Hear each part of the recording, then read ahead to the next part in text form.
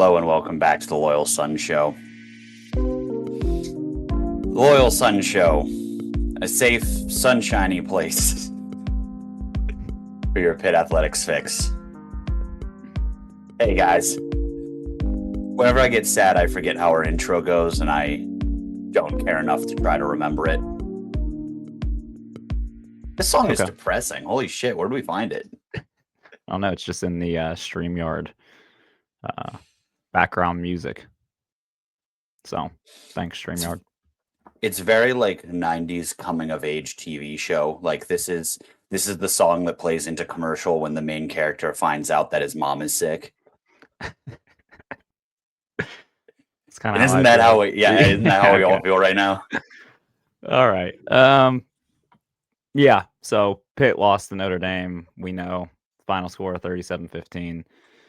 We're going to talk about the game, but can we kick things off maybe talking about the lead up to the game, because that was the more enjoyable part of the day, and chronologically that would make sense.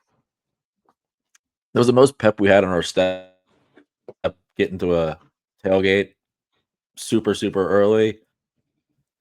I think we were all anxious trying to fall asleep Friday night because of how excited we were and how much hype was around everything. So when we finally got there, it was very cool. Yeah, we got down to the lots, parked at about 7 a.m.-ish, right, Squid? You got in there. And then, we made our rounds. We made the trip down to Gameday. Gravel lot's not exactly close to where Gameday setup was, so we had to make the trek. Took us a while, but we got there.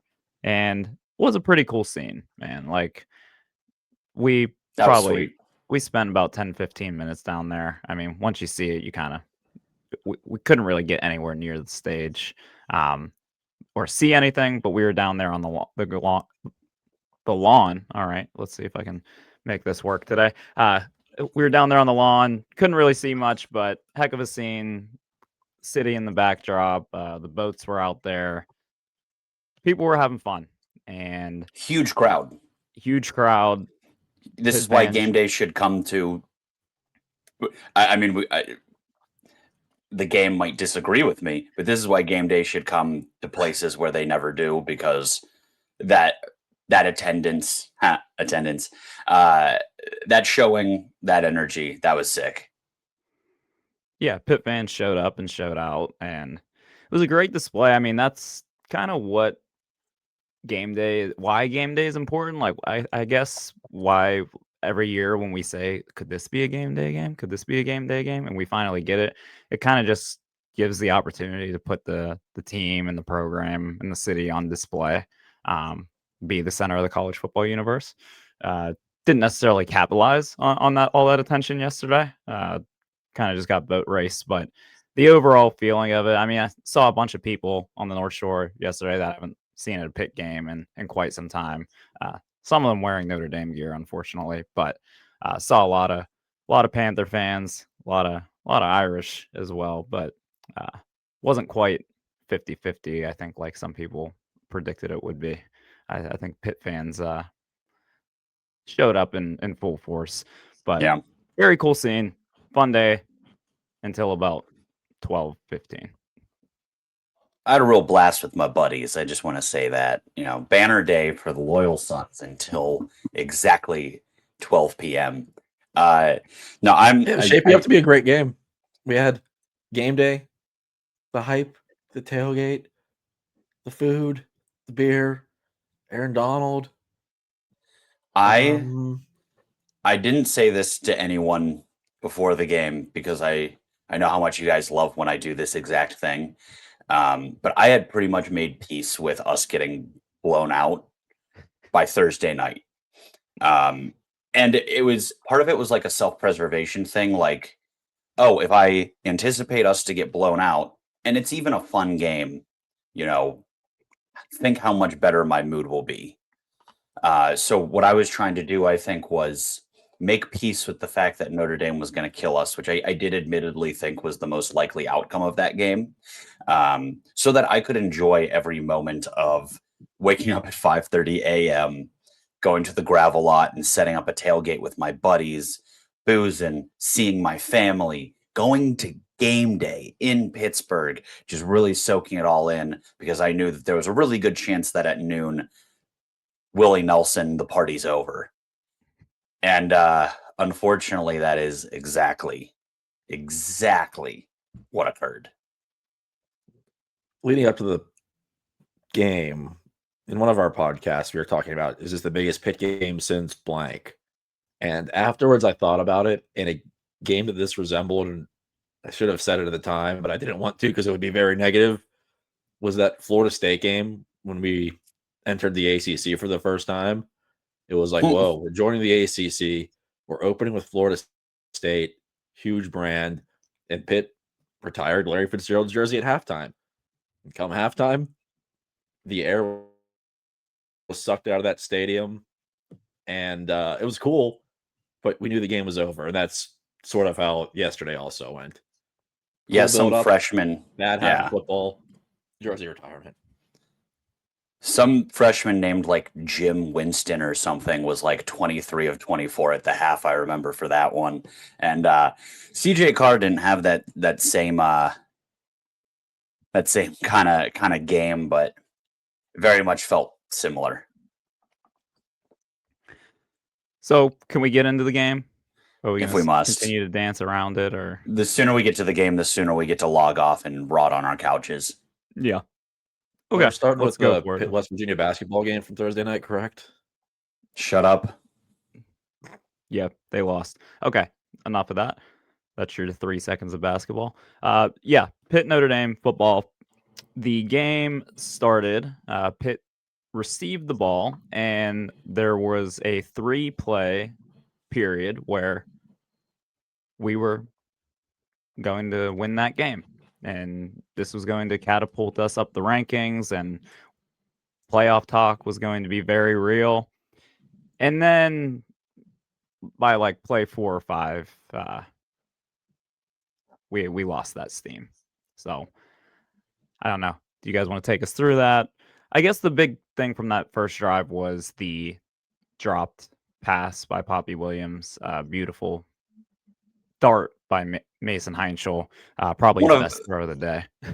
Might have been one of his best throws of his career, to be honest. So you're exactly right. We start out 19-yard pass to Des Reed, 5-yard run Des Reed, 12-yard Justin Holmes reception, and then at the Notre Dame 39-yard line, blowing past double coverage, Poppy Williams is streaming towards the sideline. Mason Heinschel puts a beautiful ball right into Poppy's chest, over his shoulder, where only he can get it, and it just careens off of him into the abyss. And that was pretty much all she wrote for Pitt's offense the rest of the day. Yeah, it was tough because we know there's a missed opportunity. Who knows what happens if Pitt gets down inside the red zone? And then the next couple plays didn't go our way. Notre Dame made some nice plays. We were aggressive on 4th down, which I liked. Didn't get it. It sucked. But on that first drive, we at least saw signs of life. Like, oh, guys are getting open. Mason's making nice throws. Des Reed's making guys miss. We're not out of this. Like, we're in the fight. We even get a stop on the next drive. But it shortly after was over. They never got back to looking like a competent offense. I don't know if we want to talk about who's at fault. Was it the players, the coaches, everyone? I'm leaning towards a combination of everything, being the players didn't play good enough, the coaches didn't coach good enough, and Notre Dame was just better. Yeah, we did a little bit of debriefing before we hit record here, and I think we were all kind of on the same page that Pitt was pretty outclassed yesterday. Yeah. Malachi Fields making SportsCenter top 10 plays, diving down the middle of the field. Jeremiah Love hitting the circle button with the spin move on Kavir Baines Marquez for a SportsCenter top 10 play. Like, they just looked. I mean, Narduzzi said it in the presser this week. He was calling them like the All-American team. They have the talent all over the field. Like, that's what it looked like. It was just like, oh, these are the guys. They have guys. We briefly talked to ourselves. Yeah, I mean, this is a team of 4 and 5 stars, and Pitt is very much a team of overperforming 3 stars. And that overperforming is nice, but that still doesn't even you out on the field. We briefly talked about it and had some hope because they lost to Miami. Miami might not be that good. Talking is hard today, and then Boston College kept it a game with them, so we convinced ourselves it could be done. I don't know if they play that game 10 times. Maybe we win 2, 3. It would take Pitt being on their A game and Notre Dame also being on like their C- game, maybe.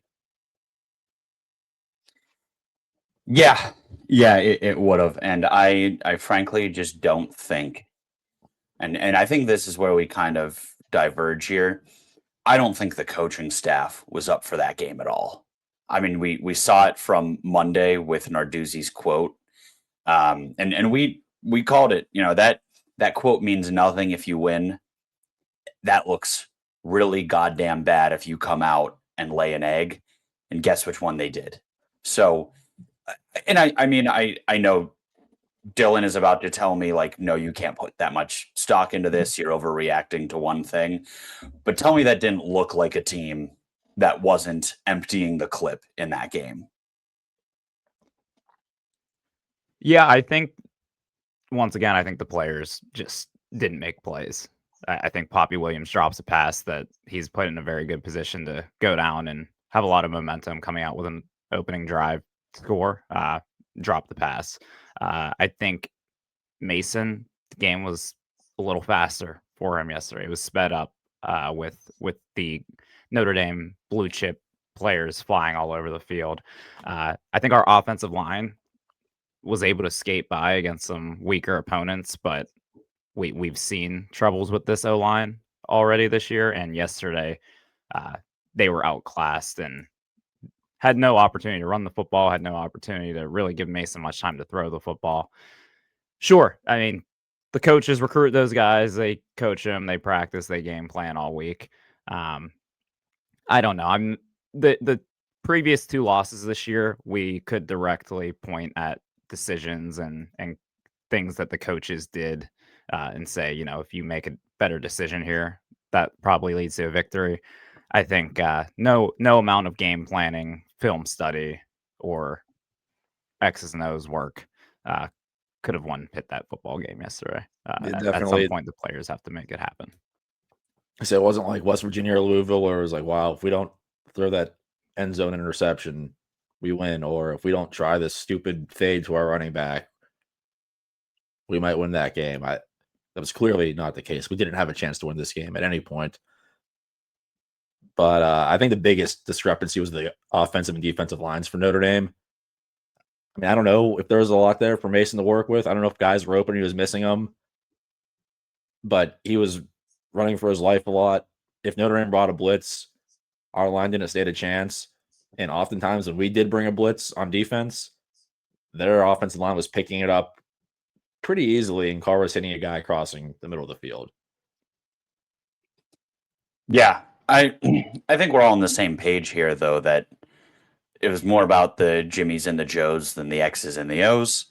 However, I think you know that going into the game, though. So why not do more to help out your freshman quarterback, your true freshman quarterback, in his first start against a top 10 team, and make the game a little bit simpler for him? That was kind of my issue.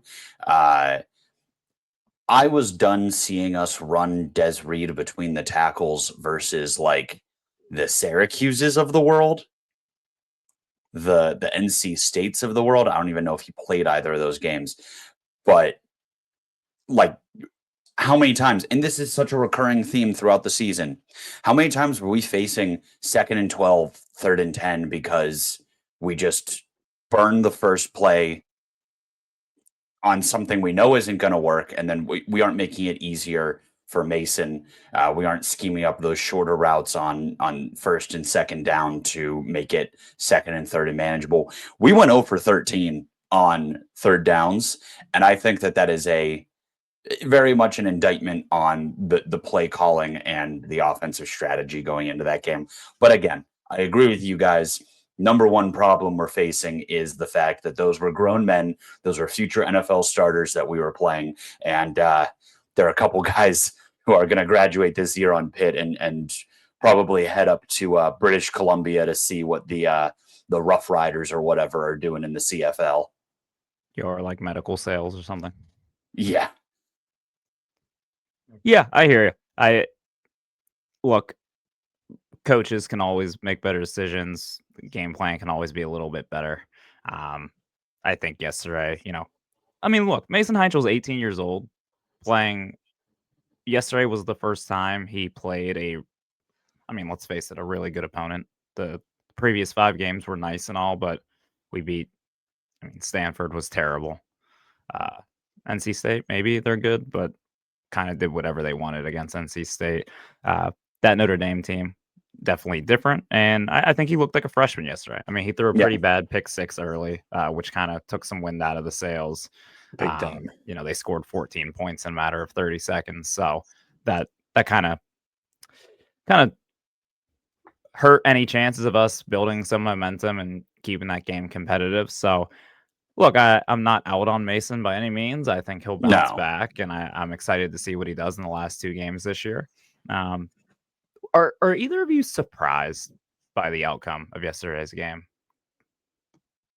No. I think you like to see a little bit more fight from Pitt, but I told you the only reason I slept Friday night was because I had already made peace with what that game probably was going to be.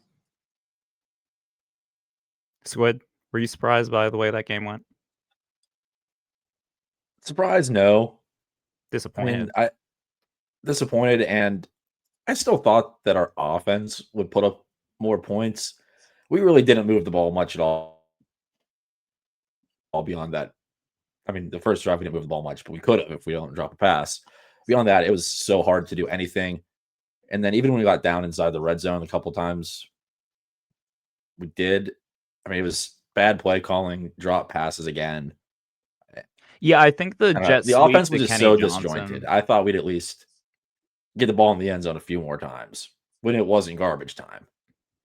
Yeah, I think the jet sweep to Kenny Johnson, David, if we're going back to offensive scheming and play calling, that is the play that made me tweet about Cade Bell again, which has been a theme throughout the season. Dylan has a couple beers, Pitt has a couple 3 and outs, and all of a sudden K1B Raw is getting some junk in his mentions. Yeah, for sure. Sorry, Coach. You're a good guy, but you know how it gets when we get a couple icy lights in us. That constructive criticism. Yeah, that's all. Losing 3 yards on a jet sweep when you're on the 1 yard line is just really flat out unacceptable, but it is what it is. If he scores, hey, that's a great play call, but play really never had any chance. What makes you think we can get east to west on this team? Yeah. What on paper made you think that the athletes that they have at linebacker and corner, we were going to catch the edge on them? Also, in the red zone? Yeah. On the goal line. I also, I know that it's not in the playbook to go under center, but I just am out on, modern, quote unquote, college football coaches, saying, oh, we don't go under center. That's just not something we what do you mean? It's not just have one play in your playbook where you can go under center and sneak the ball, because it's been a recurring theme inside the 5 yard line for the Pitt Panthers this year. There's been quite a bit of struggle finishing off drives, so that's kind of a side point. But yeah, the lack of any ability to move the football to put points on the board, I think it was a little disappointing, but once again, Jimmy's and Joe's, and they couldn't get it done yesterday. Good thing is the game didn't matter. Yes. So, yeah. And that actually kind of brings me to my next point. I sneaky think one of the biggest reasons we weren't able to do anything offensively is, or let me rephrase that.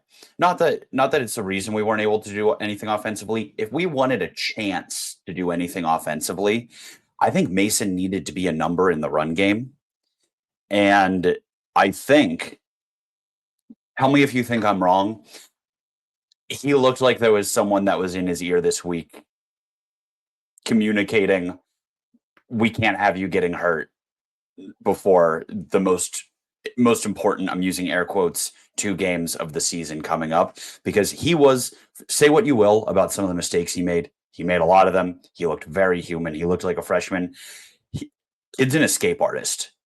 Notre Dame had 4 sacks. They probably should have had a dozen. He was able to escape pressure in a really impressive way. He would roll out to his left or his right, going towards the sideline, and have room. And a lot of times he would pull up, dump it off, try to get rid of it, make sure that he didn't end up on the ground. And I think you don't have a shot in this game if he isn't threatening Notre Dame with his legs. And he had five carries outside of sacks. And I think if you have him rolling out and taking off a couple more times early,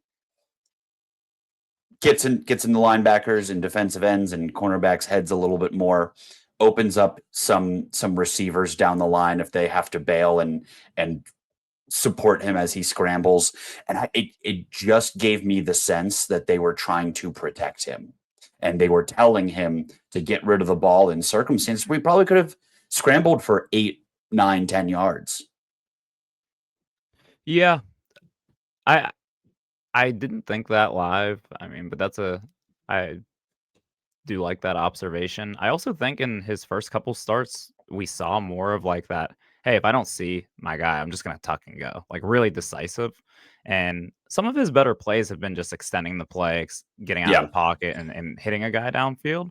But it does seem like there was a little bit less of that, hey, I'm just going to go take off and take this 8 yards when I get out of the pocket. So I don't know if that's something that is being done intentionally, or if they're telling him to We'll keep know your next eyes on the week. field. Yeah. If he's running the ball against Georgia Tech next week, then that'll be great, because I think he's very good at it, but it'll be a little disappointing to see, like, oh, that was perhaps intentionally lacking from last week's game. And it all goes back. I don't think Mason Heinschel running the ball would have done anything. I think he would have been chased down by their 5-star linebackers and defensive ends every time, and we'd be mad that he took so many hits. Do I think we win the game if he has 15 genuine rushing attempts? No, Squid. I don't. I'm saying very clearly it opens up the offense. I don't. Maybe against other teams, yes. Georgia Tech, I don't know how good their defense is. Definitely not as good as Notre Dame's. I'm open to that. Against Notre Dame, I don't think Mason would have a shot. I think he would be decapitated, and we'd be watching Eli Holstein play against Georgia Tech. And again, I think that's what they were trying to avoid. I think that's the whole point. But I'm just saying, if you look at the recipe for modern college football upsets against highly ranked teams, there is one component I think that comes up more than anything, and it's a quarterback moving the ball with his legs. Like that is the recipe. Well, I guess we'll see next week if Mason's running free out there. But I don't know. From here, where do we go? Are we good to move past Notre Dame? I don't think there's too much we can take from that game, other than we just got our ass kicked for 60 minutes. Oh wait, yeah. Actually, I think Holstein should play moving forward because he scored. Agreed. Yeah, what was your guys' Oh yeah. So wait, let's talk about that touchdown really quickly, because both of you individually texted in our group message like after 8 p.m. Wait, Holstein scored a touchdown? And I'll be honest with you, I found out Holstein scored a touchdown at like 5 o'clock when I woke up from a nap. We left before that. I forget the exact point where we left. There was a point where like 3 minutes left. I think there were several people in our group who left, and there were a few of us left. And Dylan was like, "No, we're not leaving We gotta take our medicine. Like, we deserve Good man. this. Like, this is our self-punishment. And then something else stupid happened, and we're like, okay, we're actually gonna Yeah. now. And we were out the stadium. We were just right outside. We didn't hear any cheering, really. It was I don't think anyone was cheering. I had don't no think clue. anyone was happy that like, well, I went back and watched the condensed game this morning, and they called a timeout to preserve time to go for it on 4th down to try to score the touchdown, which they did. Yeah. I found that out because there was just a bunch of Notre Dame fans bitching on Twitter about it and calling it like classless. And then Marcus Freeman totally curved Pat Narduzzi in the handshake line. Like Deuce leaned over to say something to it, and he literally, like a defensive end, Marcus Freeman like did a dip and rip with his shoulder to like free himself from Narduzzi, and then like gave him a little stiff arm in the back.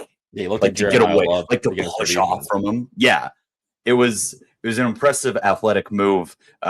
Anybody with social anxiety that doesn't want to get their ear beat by the old drunk guy could take notes. But I just think it's really funny. And he referenced after Marcus Freeman was asked about it and kind of alluded to the Narduzzi's Bush League move. He didn't call it that, but you can read between the lines when these coaches use coach speak. And I just think it's funny that is a big deal to people. Let them put lipstick on a pig. Who cares? You would do the same shit if it was a game where you needed style points. Like James Franklin is the king of this. The garbage time touchdown to put cosmetics on a game. What? Like, come on, be an adult. Those teams are winning by a lot. We are losing and trying to score. Cry the Blues.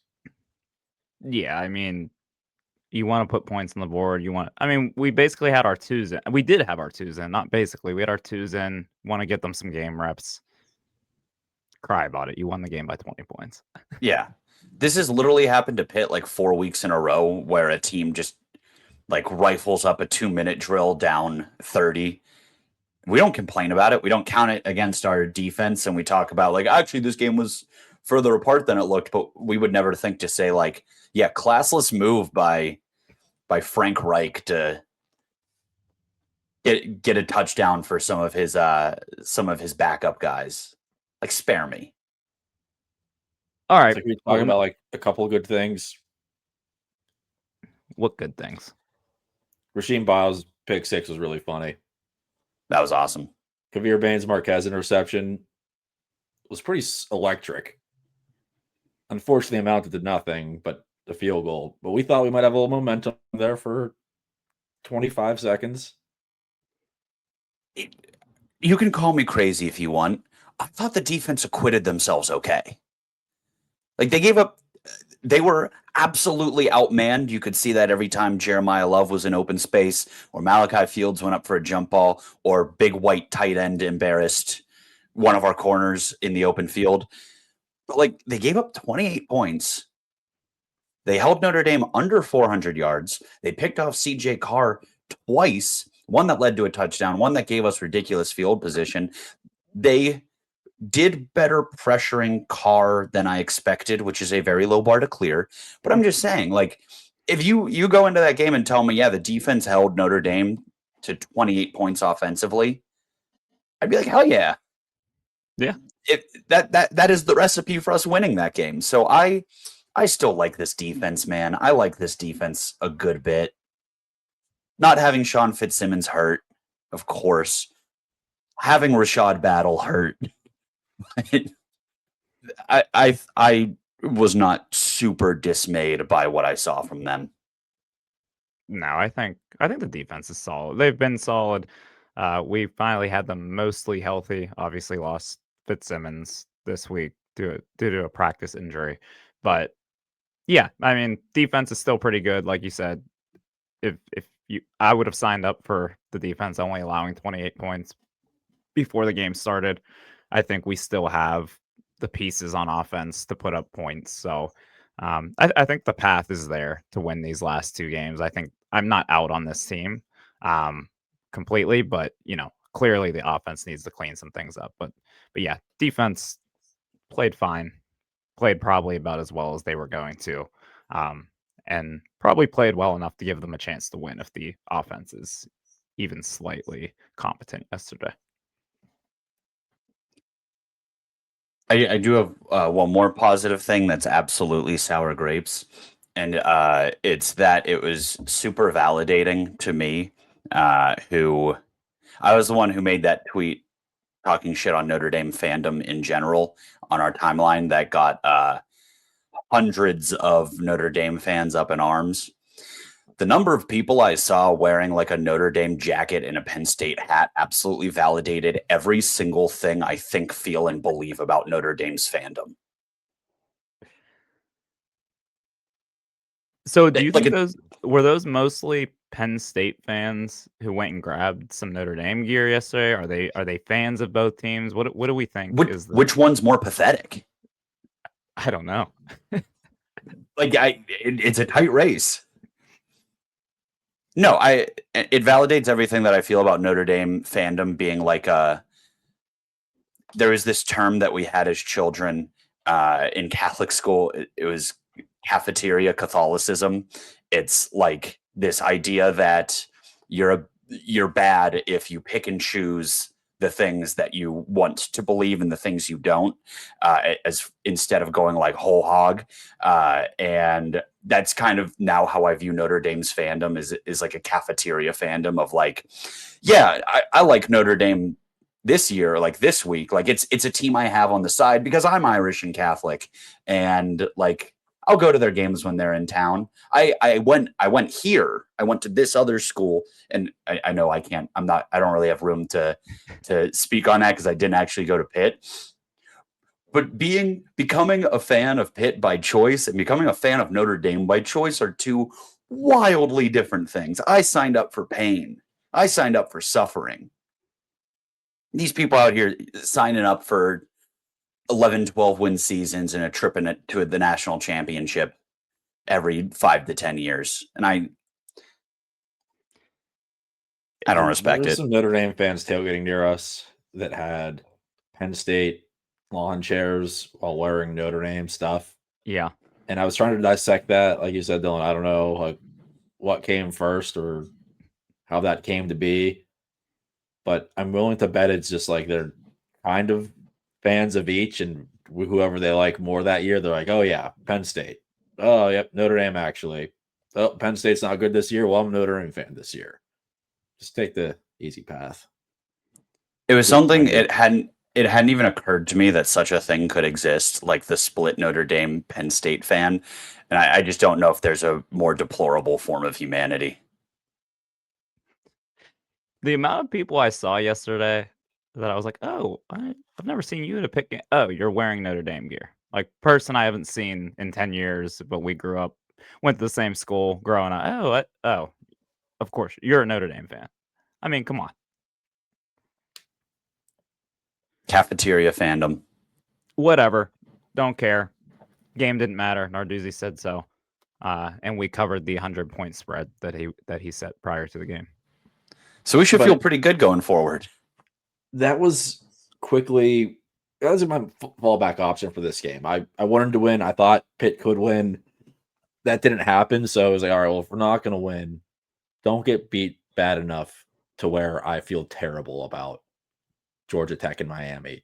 And if you look at the box score, if you look at the final score, you're teetering towards that. I mean, Jeremiah Love's amazing, but he had 147 yards. Malachi Fields just moshed us left and right. But overall, I don't feel that much worse about the next two games. If Pitt won, we'd be through the roof. I think we'd be the favorites in the following two games, but we're not. We might be 7 point maybe underdogs, but it's not really changing what I think can happen down the stretch. Do you guys agree? I would, if not for the fact that I'm so snake bit last year from all right, we had our first actual big game, and we just got absolutely cleaned up by a better roster and a better coaching staff. And now the book is out on our young quarterback and our offensive coordinator. So I'm very nervous now about this Georgia Tech game because they have a pretty solid defense. And if Mason comes out and lays another stinker and we can't move the ball and the play calling's out of sorts and there's just no cohesion or no like logic to anything, then I'm very worried. But I do Does think Georgia Tech have a good defense, though? Did you guys see what happened in the game yesterday with Georgia Tech? No, drop some knowledge on me, Squid. All right. Well, Georgia Tech beat Boston College 36-34. After the game, Brent Key was being interviewed on the field, and he was like very pissed off about a win. Dylan Lonergan, he played a little bit against Pitt, Boston College quarterback, threw for 362 and 2 touchdowns. Boston College. Yeah, you know what he did 34 against on 'em. Pitt? 9 for 18 for 89 yards. Yeah. And the week prior, I mean, they lost to NC State, and CJ Bailey looked amazing. He threw for 340 and 2 touchdowns. Might not have a good defense. I mean, the book might be out. Maybe what Notre Dame did is our kryptonite. But does Georgia Tech have those pieces to replicate what Notre Dame did to us? They might not. It's a really good point, Squid. Kings worries me a lot. I think our run defense has to clean it up a little bit, but on defense, let's get back on track. So are we down? Yeah, let's. So we're putting Notre Dame behind us, right? Like we're small rear view mirror, big windshield. Didn't happen. Okay, let's get into it. Well, you might not actually remember the game. No, I do. So, all right. So Georgia Tech. Let's talk about Georgia Tech. I want you guys to guess what the line on that game is. Did you already see it? Atlanta. Yeah, I'm looking at it right now. I'm gonna say in Atlanta, Georgia Tech minus 6.5. Squid. I'm gonna go Georgia Tech minus 4.5. How lowly you guys think about our Panthers. The line is Georgia Tech minus 2.5, which given that they have home field advantage, that we're traveling down to Atlanta, that means the bookkeepers think that we are, all things considered, two equal football teams. So either they think Pitt's better than they looked yesterday, or that Notre Dame's just really, really good. Yeah. I mean, I think we can beat Georgia Tech. I basically, based on what Squid just said, I did not know that Boston College almost beat them yesterday. Although the last time Boston College played one of our future opponents tighter than we would think, we know how that worked out. Maybe not the best measuring stick. Yeah, maybe not the best measuring stick, but the fact that Dylan Lonergan threw for over 300 yards and a few touchdowns against them versus what he did against us makes me feel a little bit better. So that was much needed on this Sunday morning. Thank you, Squid. Yeah, those noon games throw the rest of your day for a ride. Yeah, I couldn't tell you a single thing that happened in college football yesterday. But no, it's promising to see them give up points. It's promising to see the bookkeepers at least giving us a chance in this one. I actually really like this matchup for Pitt.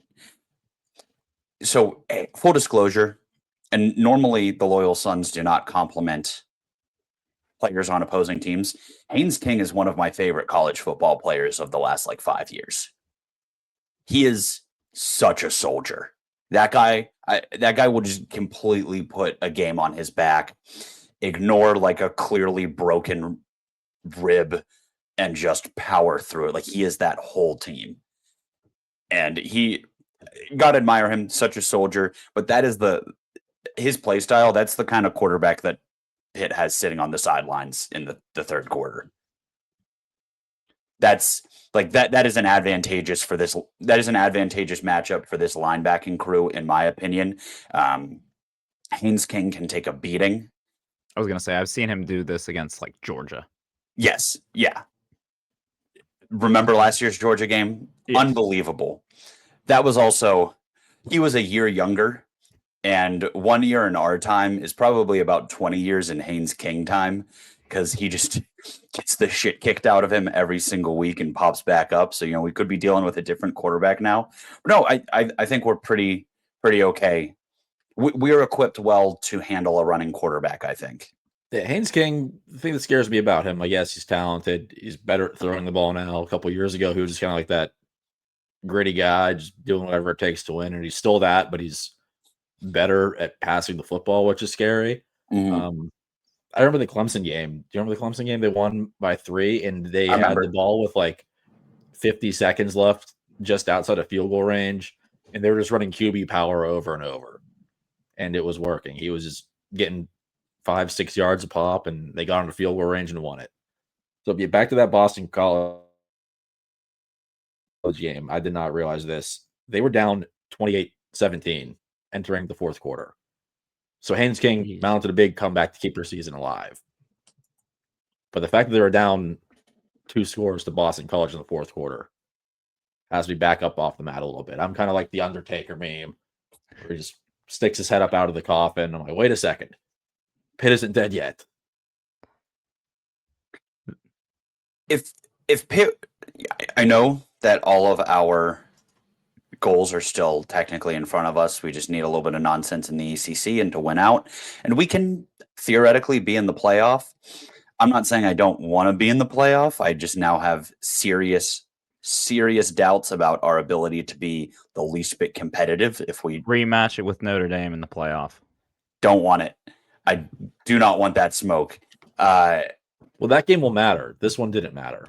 Right. That's a really good point. Yeah, this one will actually matter for real this time. Chestnut So checkers from Narduzzi. I know technically we can win the ACC. I just want to win one of the next 2 games and go into this offseason. I will take 8-4 this year. I know we weren't saying that a week ago. I will take 8-4 this season with some momentum going into next year. Build Mason Heinschel an offensive line, for Christ's sake. Yeah. And let's build on this. And I think we do have a serious chance of stealing that 8th win against this Georgia Tech team. I was going to say I think we have to beat Georgia Tech Oh, have to. to have a chance to beat Miami. I think if we drop this one next week out of the ACC playoff race, the wind's out of the sails, and we have a really, really good chance of staring down 7-5 again. And I think about a month ago we had the discussion, like, if they end up going 7-5, but we see enough from Mason to build on the next year. I think we are a little bit past that point. David, I agree with you. If we go 8-4, we go into the offseason, we can go pick up some pieces in the portal, build Mason an offensive line, maybe get him a few more weapons, and have this team. I think this team's a year away. They're a year away from being really good, but we have some pieces in place. Yes. And I think we've been saying that this whole time. We just or thinking that this whole time. We just didn't want to say it because you don't say that when you're on a 5-game winning streak. You say, well, fuck it. What if we just run the table? But I think deep down every Pitt fan has thought like this team is a year away. Yeah, we're playing with house money. I think Georgia Tech, definitely winnable. Miami worries me a little bit more. They absolutely Miami beat Notre Dame. They beat Notre Dame, and they took NC State to prison. They won 41-7. And I think Miami resembles Notre Dame a little bit more than Georgia Tech. Like we talked about, is the book out on Pitt? Can other teams do this against Pitt's offense? Miami's defense is scary. And I think Ruben that is Bain. something that, how are we going to stop Ruben Bain? Quadruple team him, maybe? Kendall Stanley. So I fear what could happen that game. Carson Beck is Carson Beck. He could be great. He could suck.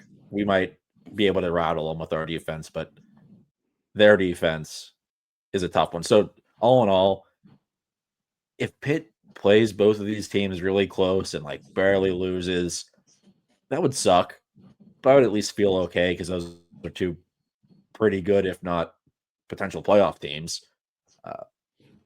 Win one of the two, I'll be happy. Yeah. Obviously, ideally, you went out. But I'd take one of the next two. I will say though, and you guys, Dylan, you said we got to win the Georgia Tech game because you don't like our odds against Miami. I think what you are forgetting though is Miami's historically high quit potential. They have a tendency towards the end of a season, if they have nothing to play for, to completely give up on their coaching staff and each other.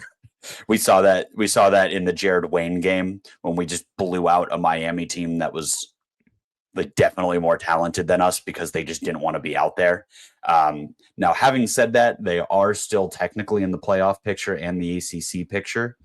And next week they play Virginia Tech, so I don't necessarily expect VT to play spoiler. But I don't know. Who knows? If they're firmly out of the ACC picture and don't really have a shot at the college football playoff by, kickoff against Pitt, do they care? All right, not to be a Miami apologist will. here. I hate Miami, but like They're being screwed in the rankings. why are They they? are. Yeah, why are they being? They beat Notre Dame. Like why are they below Notre Dame?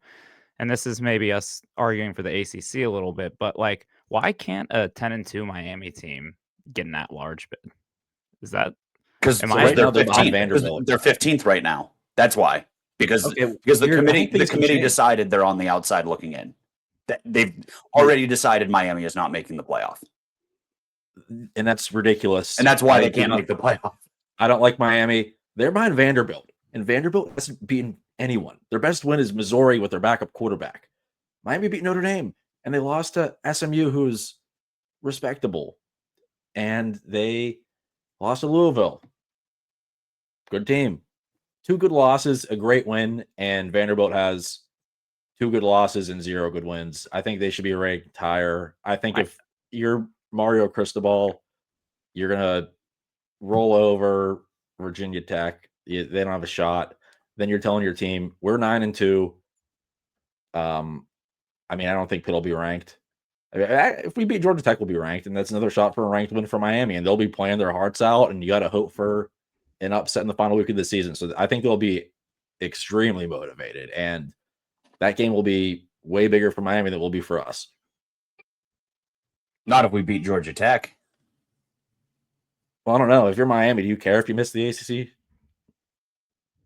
Not if you're in position to make the playoff. But what Yeah. I'm saying is I kind of think they're cooked for the playoff through no fault of their own. I mean, obviously, when you're football games, but like the committee clearly values hypotheticals and theoreticals over like on the field results. They beat Notre Dame, but because Notre Dame has looked a little bit sharper in recent weeks than Miami has, they are 6 spots behind them. They were 8 spots behind them just a week ago. So maybe, and I fully acknowledge I'm engaging in some wishful thinking.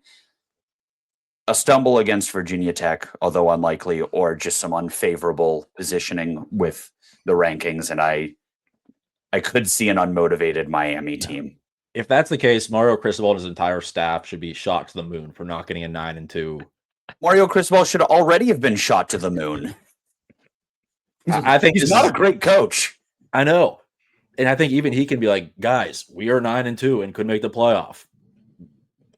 No, I think that's ridiculous. And I think as Notre Dame looks better, maybe the committee will adjust where they initially put Miami, because it's a really good win. This is my ACC defense here. It's a really good loss for Pitt, actually, losing to Notre Dame. Yeah, it's weird because Notre Dame gets all the benefits of losing to a tough Miami team, but Miami gets no benefits for beating that Notre Dame team. I don't know. I don't like this trend of like, oh, you have bad losses, but didn't beat anybody. Oh well, like you're fine. It's because it's now written into the committee's formula that you actually get bonus points for losing against bad teams if you keep it relatively close because, well, hey, you scheduled that bad team and you get credit for that. Or, you play hard games and you get credit for that. They are now weighting losses as if they are positives. Mhm. So that is why we're in the situation we're in. I mean, it was basically a rule designed to keep all these SEC teams around. Yeah, I'm all for not absolutely tanking teams in the rankings because they weren't cowards and they actually scheduled tough opponents in the non-conference. So Yes. you shouldn't be penalized for having a reasonable schedule. But if you're like Indiana last year and your best win is like a 6-6 Big Ten team and you lost handily to Ohio State, you should be punished for that. I want to see teams win and prove that you can win, as opposed to being like, you almost won a couple of times against these tough teams. Show me something.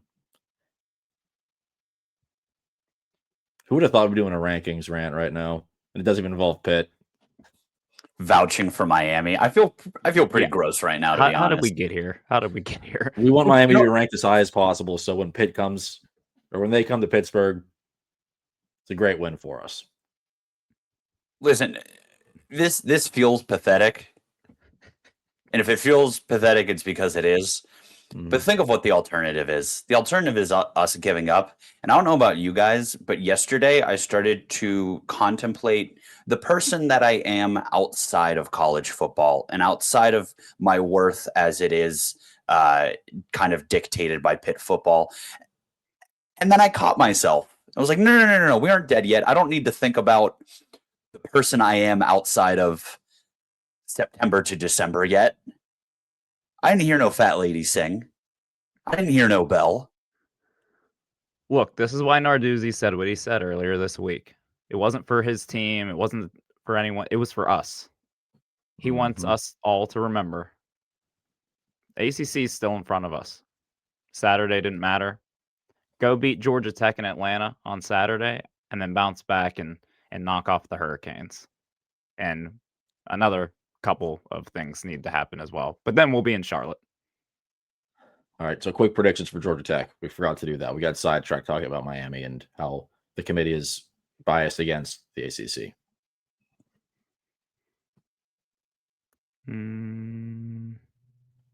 Anyone? Yeah, I'll go. Now that nobody is paying attention to Pitt, now that nobody is perceiving us, I think we bounce back. Give me like 34-27.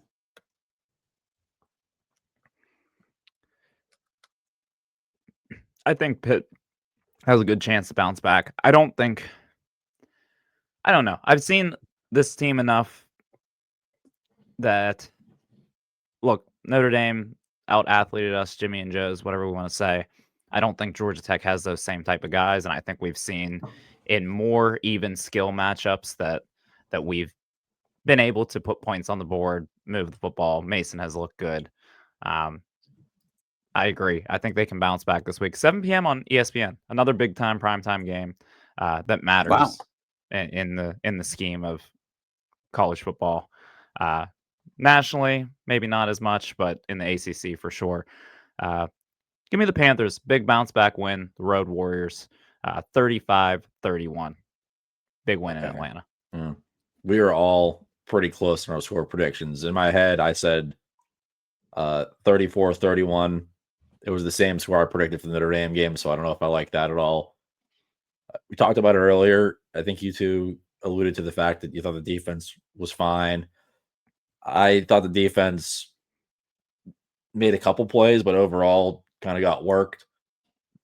Notre Dame's receivers mossed us. Their tight ends trampled us. Jeremiah Love did whatever he wanted. But Georgia Tech doesn't have mega tight ends and mega receivers and the best running back in the country. So I think our defense will steady up this week. And I think everyone's throwing on Georgia Tech. I think Mason Heinz will get back on track. It's a big week. So I believe in Pitt. I will say that is the one thing that I like. Even if we lost this game, if Mason looks sharp again, that would mean so much to me after last year where we kind of are doing the same thing with Mason that we did with Eli. I know we don't want to admit it. We've only gotten 100 fans of other schools in our replies on Twitter telling us like, hey, this looks a lot like the thing that you guys did last year. I need it to not be the thing that happened last year where our quarterback looks sick for like 5 to 7 games. And then the second, the bubble pops, he just completely falls into disarray and everybody has him figured out.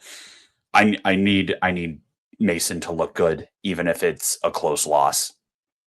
I need promise for next year because what are we, Dylan? What 1 are year we? away. 1 year away. I was hoping you'd let's do that again. What are we, Dylan? 1 year away. There we go, baby. Okay. Well, please, Mason, look good again. Please win. ACC is still on the table. Flush whatever happened yesterday. Doesn't matter. We knew that going into it. And yeah, got a big one in Atlanta. The Pitt Panthers are playing meaningful football in late November. We have to appreciate that and soak that up. Squid, you look like you might have something there. No. No, I'm just I thought- proud of ourselves for getting up, plugging in the mics. It wasn't an easy one. I don't think we wanted to be here right now, given what happened yesterday, but we did it, and we talked ourselves into being positive. Gotcha. I thought you were going to maybe mention that Pitt is no longer the only Power 4 team in the state of Pennsylvania with a win over another Power 4 team. No, but Pitt is still currently the only Power 4 team in the state to have a win over another Power 4 team that also has a win. Do you follow? Michigan State hasn't beaten another Power 4 team. Is that true? No, they beat Boston College. So they kind of beat a Power 4 team. Barely beat Boston College. No, they don't have a conference win. Yeah, Squid. Okay. We're the only team in the state of Pennsylvania with a conference win over another team that has a conference win. Yeah, I should have taken that route. Yeah. Wow. That's a lot of words. I'm going to mess it up. You said it best. All right. I think this has sufficiently gone off the rails. Thank you for listening. Thank you for tuning in. Pitt, please beat Georgia Tech. Please win in Atlanta. As always, hail, loyal sons of Pittsburgh.